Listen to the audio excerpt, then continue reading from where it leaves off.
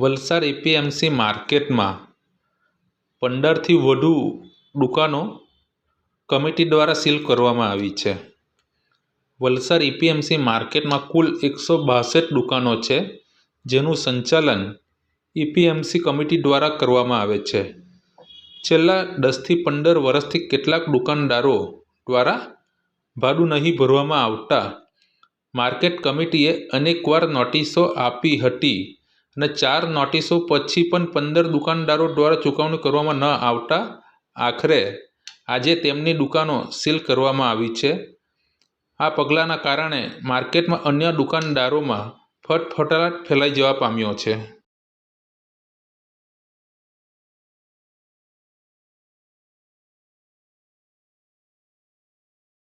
નામ સમીરભાઈ મોપા, president wholesale અનાજ તથા એપીએમસીનો છેલ્લી 3 ટર્મથી હું ડાયરેક્ટર છું.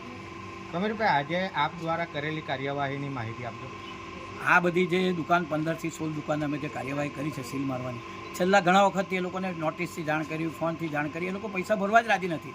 જાણે એ લોકોને એમ કે અમે આ દુકાન ભાડે લીધી છે એટલે અમે પચાવી જ લીધી છે, એટલે તે ભાડા ભરતા નથી, માલિક સમજીને બેઠા. જ્યારે એપીએમસીમાં માલિકી ધોરણે કોઈ દુકાન મળતી જ નથી.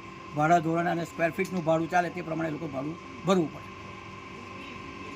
સમીરભાઈ, આજની કાર્યવાહી જે આપે કરી છે એમાં દુકાન માલિકો તરફથી કોઈક આપને મળવા આવ્યા કે કોઈક વાત કરી હોય?